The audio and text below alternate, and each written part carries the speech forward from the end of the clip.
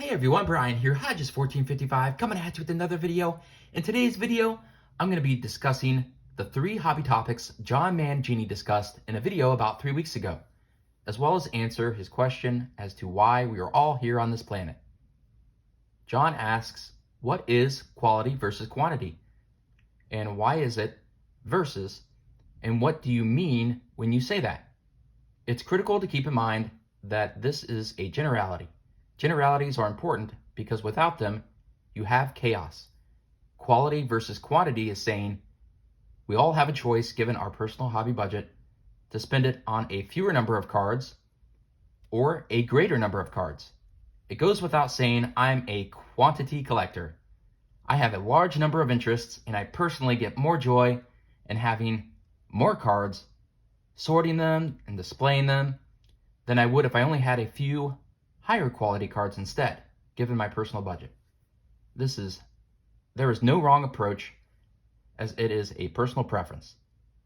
I wanted to get Ted Williams represented in my collection and wanted to spend around $300. I spent a little over $300 for these 4 cards of Teddy Ball Game.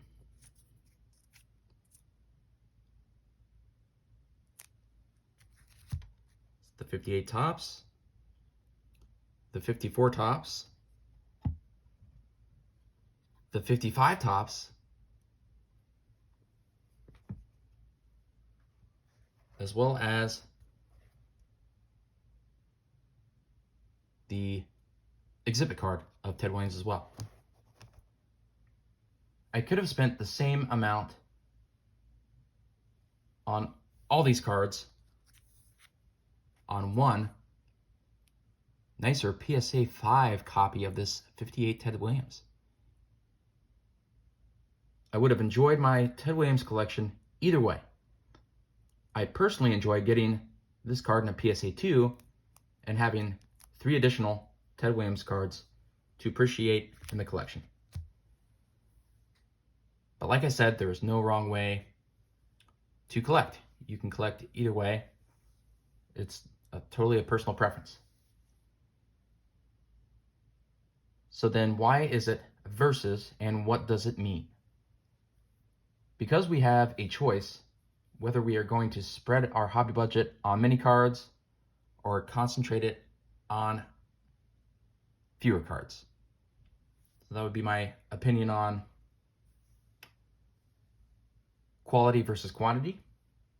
Now on to what is investment grade versus collector grade. He mentioned it seems negative, like a way to put you down if you don't have a 9 on your card or something. This is another generality.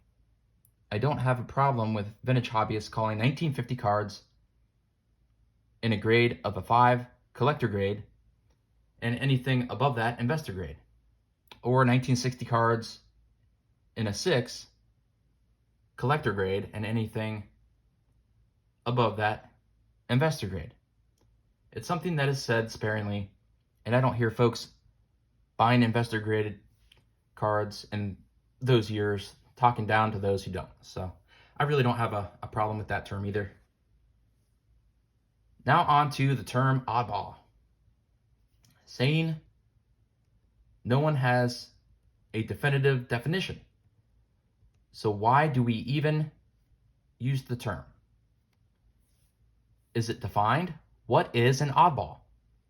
He mentioned the standard size card again, which has nothing to do with the term oddball. I've never heard of anyone using the term to describe all cards prior to 1957. Oddball cards are unordinary or non-mainstream compared to other cards released at the same time. For example, 1954 Bowman,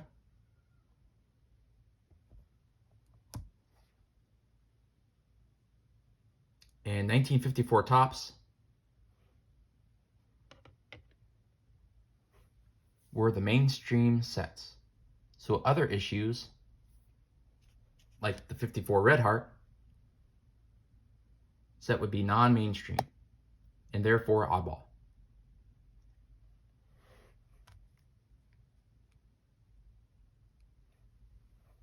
when T206 cards were issued,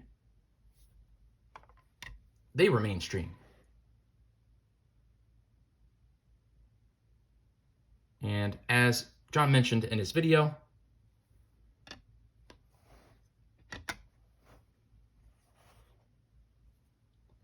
the 1943 MP and Company were mainstream when they were released. So the most accepted definition I found in the hobby for the term oddball is non-mainstream.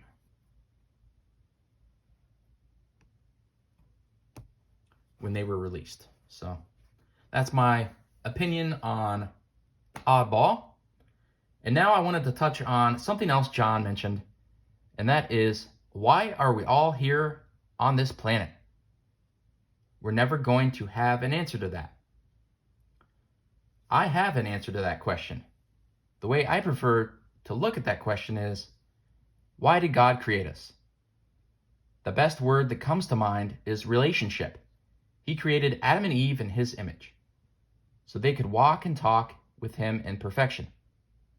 That got all messed up when sin entered the world, though the purpose was still the same. In fact, Genesis 3:15 talks about the plan, and all of 1 Peter chapter 1 talks about that desire and restoration. That's the only reason Jesus came to earth, to restore us back to holiness, so we could have that perfect relationship with God.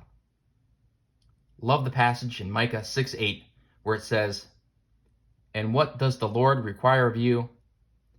To act justly, to love mercy, and to walk humbly with your God." God has never lost sight of this, and neither should we. Well, hey everyone, thanks so much for watching, and enjoy the hobby.